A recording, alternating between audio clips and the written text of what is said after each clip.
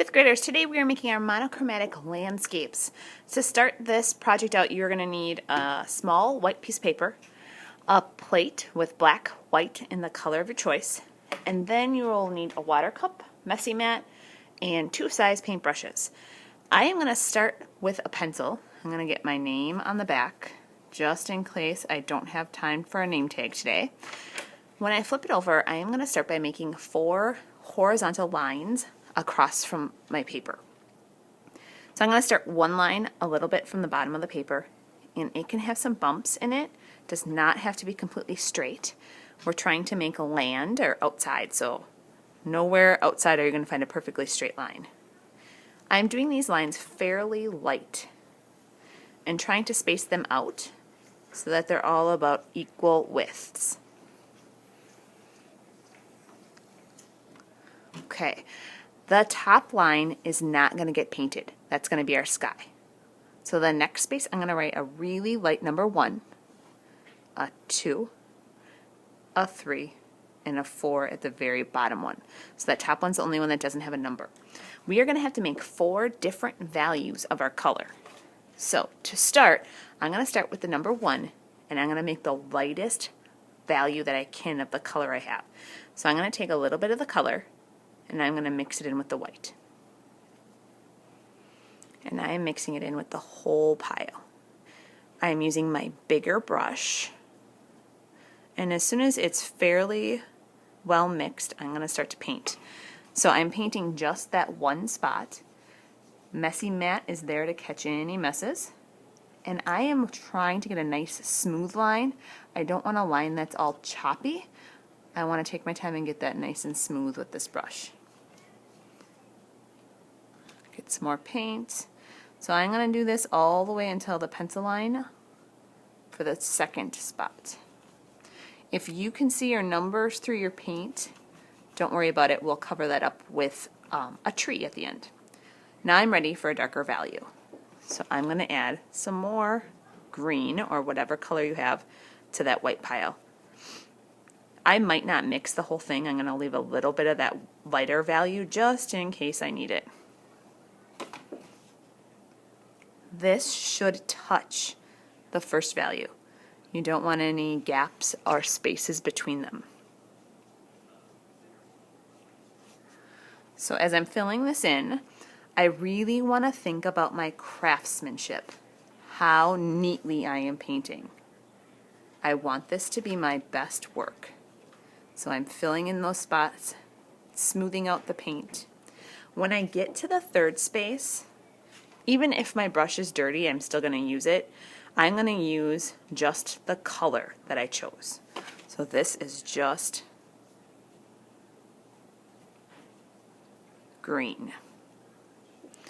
Craftsmanship. I wouldn't want to do anything crazy like that. I want to have nice, smooth paint strokes. As I'm in a 5th grade art class, this should be awesome work.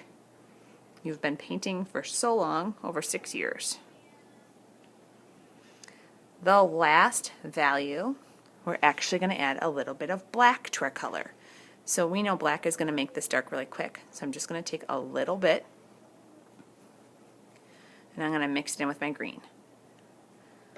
I don't think that's dark enough. I'm going to take another scoop of black. Alright, now I see the change. This definitely looks darker than my original green.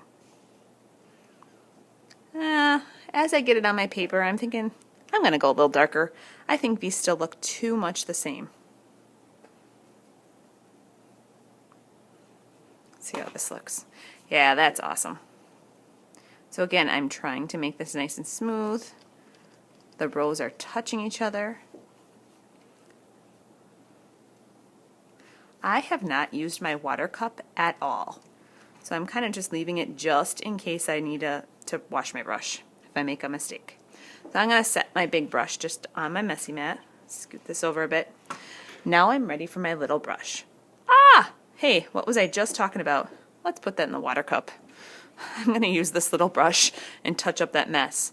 Good thing I have some of this light value left. Any mistakes can be fixed. I know some of you may get scared if something like that happens, but That's not bad. I actually have some value in that first one now. All right, I'm going to wash this little brush now that I got it messy. Trees. I am going to squeeze that water out and get my brush really dry. I am going to start with about, well, I got a mess down there too, don't I? See, even I make mistakes, no big deal. I'm going to start with 3 or 4 lines in black. So these lines are going to start at the bottom and they're going to come up. They could come up into the second value. Maybe my next line is going to be really tall and it's going to come up over the top line. And I'm going to make this one over here maybe really short. And I have room for maybe one more over here. So they're very different heights. Now I'm going to turn these into a pine tree. What I'm going to do is I'm going to start at the top and I'm going to make tiny little curved lines coming out. Every curved line gets longer and longer. I'm having these curved lines, I'm getting a little more paint, touch each other. I'm not having a space between them, otherwise it looks like there's a big hole in the tree. So they get longer and longer and they go all the way to the bottom of the paper. So on the opposite side I'm going to try to match that. Just little itty bitty brush marks.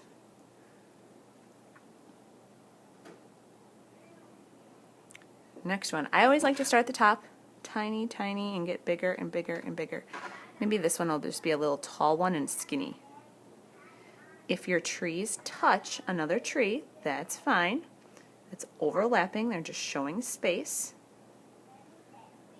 That one now looks like it's in front of the other one because my brush strokes went on top of it. So just tiny little curved brush strokes.